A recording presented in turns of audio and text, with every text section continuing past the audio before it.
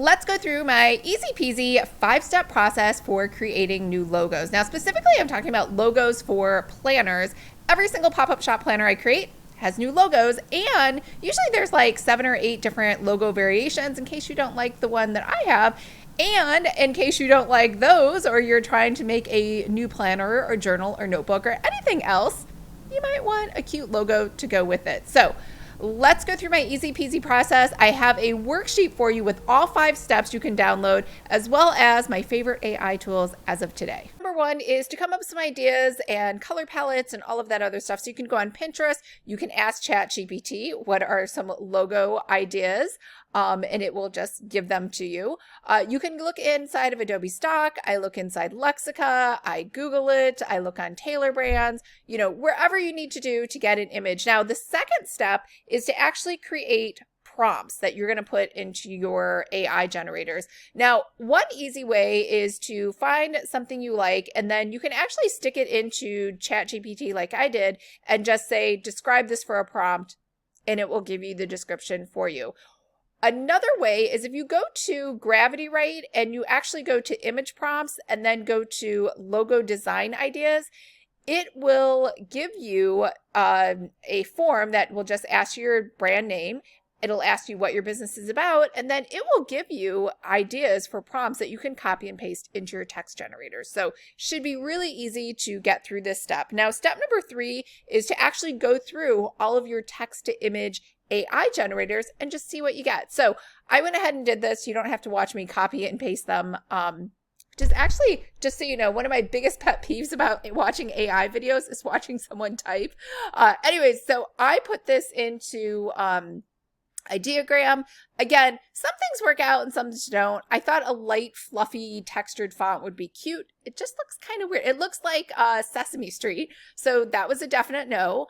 This one, I actually don't mind this one. It was kind of cute. So we'll come back to this one.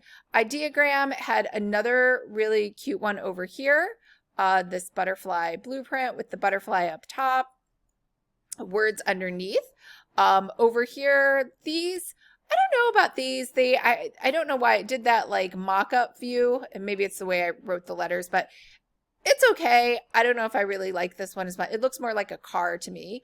Over here, I tried out silver instead of gold, and it's kind of hard to read now that I see it. The silver, the gold was much better. And then over here, I thought I could use an actual notebook or planner, which seemed like a great idea in my head. In reality, it didn't look that good. And because I added some smoke, it kind of looks more like a, I don't know, a book of spells or something. It was just too much going on. It was like too busy. This, again, I really wanted to put it like above a notebook or a planner, but it kind of just looks like I'm going to read like a children's fairy tale with the way it's designed, and it could be the smoke. I'm not sure, but this one didn't work either. This one I actually really love, but you know, rainbow colors aren't really the colors I want to go with. I really want to go with purple. And even though purple is kind of like the main color, it's still like a bunch of colors. It was a little too busy. Same thing with this. These looked really cute. This one actually is not too bad. This one did stay very purple.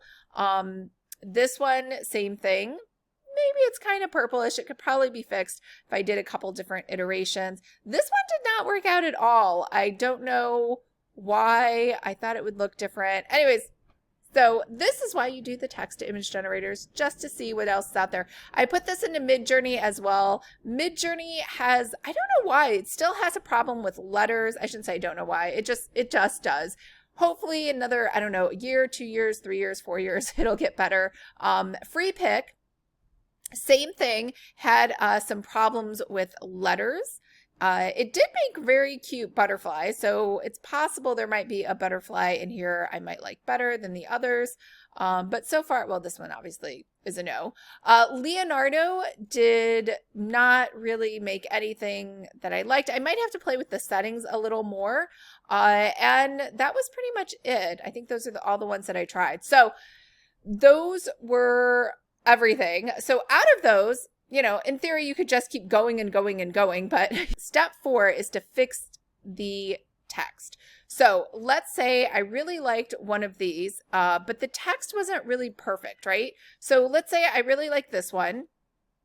I'm going to save this down here. And now I'm going to open this up inside of Adobe Firefly, and I'm going to use the generative fill, and I am going to remove those letters like magic. I'm going to go here to remove, and I am just going to remove all of this, even this weird thing over here. And we really just want it to fill it in with background. So we're going to go ahead and say remove. All right, I went ahead and removed the unicorns as well. That was a little too much going on for a logo. So we're going to download this one. And we're now going to upload it into Canva, where we can then go ahead and fix the text. So let's discard this one. Let's upload this. Now Canva will actually remove the backgrounds for you as well. So we could do background remover. So we just have our main image as our logo.